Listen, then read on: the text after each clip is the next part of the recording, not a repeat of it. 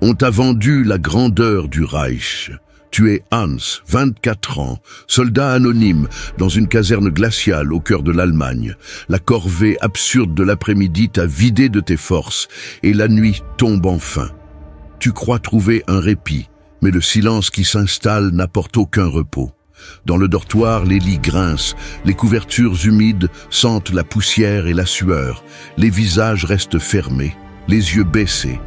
Personne ne parle, car chaque mot peut devenir une arme. Tu le sais, celui qui se plaint, celui qui doute peut être dénoncé. Et la dénonciation ne vient pas d'un ennemi, mais d'un camarade, d'un voisin de paillasse. Les murs transpirent l'humidité, mais c'est une autre sueur qui coule dans ton dos, celle de la peur. Ici, chaque regard peut être un piège, chaque silence une menace.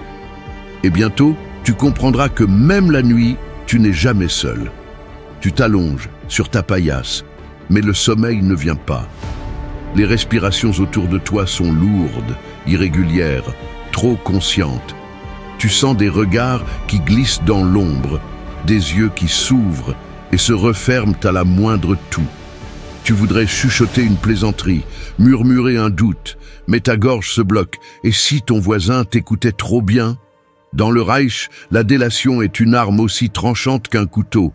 Un mot mal placé, un soupir trop audible, et demain tu pourrais disparaître, envoyé devant un tribunal militaire ou pire encore. Alors tu te tais.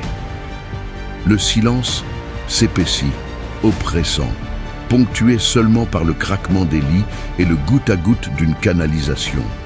Chaque craquement te fait sursauter, chaque souffle devient suspect. Tu n'as pas peur de l'ennemi à l'est, mais de ton voisin à 30 cm de toi. Et quand tu fermes enfin les yeux, la menace se révèle plus claire encore. Tu réalises que ton pire ennemi n'est pas la faim ni le froid, mais ce silence peuplé de soupçons. Dans le Reich, tout le monde surveille tout le monde. Les soldats, les voisins, parfois même les membres d'une même famille. On t'avait promis unité et camaraderie, mais on t'a donné un climat de méfiance permanente. Des milliers de lettres de dénonciation s'entassaient chaque semaine sur les bureaux de la Gestapo. Une critique murmurée, une plaisanterie douteuse, un geste mal interprété, et la machine s'enclenchait. Ici, la parole n'existe plus, remplacée par la peur. Tu te couches chaque soir, en te demandant si demain ton voisin répétera tes mots, si une simple phrase te coûtera ta liberté. Tu comprends alors, le Reich n'a pas seulement enchaîné ton corps, il a aussi bâillonné ton esprit.